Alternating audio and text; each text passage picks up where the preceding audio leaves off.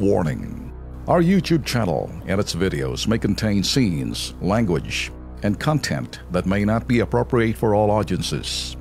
These videos include surveillance footage, undercover pursuit of suspects, actual police and rescue operations, and fearless confrontations.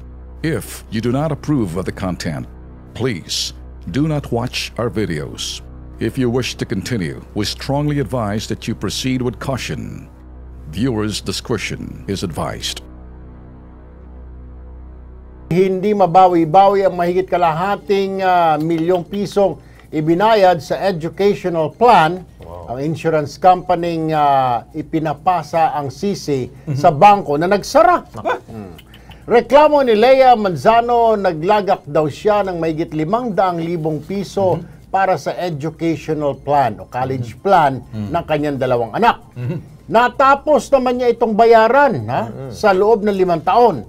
Nang mag-file na siya ng claims nitong June 27, na kailangan na ng mga anak niya, sinabihan siya ng isa sa mga staff ng Provident na mahihirapan na silang makakuha ng claims dahil nagsara na raw ang bangko na pinaglagyan ng pera ng Provident. Naku po, yan ang sinasabi ko eh. Nais na lamang ni Lea na makuha ang perang pinaghirapan nilang mag-asawa para sa pagpapaaral sana ng kanilang mga anak. Nasa amin pong studio ngayon, si Lea Manzano. Magandang hapon po, ma'am. Magandang hapon po. Ano sabi ng Provident? Wala na silang may bibigay ni Singkong Duling.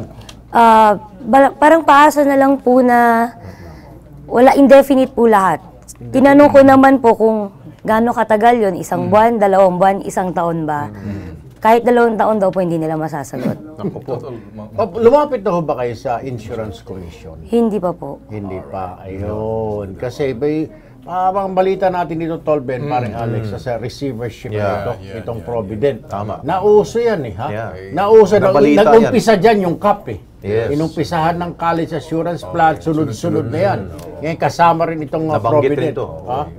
O, yan ang problema ngayon. Pag sinabi receivership, meron silang parang attorney na maghahawak ng mga babayaran. Pero usually, tama ka ma'am, hindi lang ibibigay ng buo yung magkano yung binigay mo. Opo.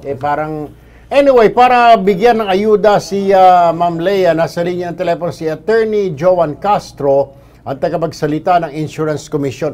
Magandang hapon po, Attorney Castro. Attorney Castro, good afternoon.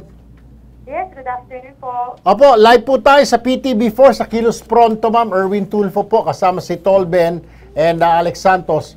Ma'am, meron po kaming complainant dito, si Ma'am Lea, hinggil po sa kanyang binayad na college plan sa anak niya sa Provident. Wala rong maitutulong o maibibigay ni Singkong Duling yata itong Provident na ito. How is this, Attorney Castro? Sir, hindi pa po namin nakokontakt yung company concerned, pero pwede po namin kunin yung detalye ng complaint ni Ms. Lea para malapit po namin sa Provident plan. Ganito na lamang po, ma'am, para mabilisan, pwede po siyang pumunta po sa inyong tanggapan para maibigay niya lahat ng kanyang mga dokumento, papeles, yung kanyang reklamo, ma'am. Yes, sir. Meron po kaming Public Assistance and Mediation Division na maaari pong tumulong sa mga complaints katulad po ng complaints ni Ms. Lea. Alright. Okay. So, ganoon na lang pong gagawin namin, Attorney Joan. Bukas na bukas po, pasasamahan namin si Ma'am Lea sa inyong tanggapan, Attorney. Okay, sir. Maraming salamat po. Alright, salamat. Sige, Lea. Sigurado ka na dyan ngayon. Sigurado pasok na yan. Oo nga po eh. Hindi ka na pwedeng... Problema dyan. Hindi lang si Lea may problema ng gano'n. Ang dami yan. Dami po.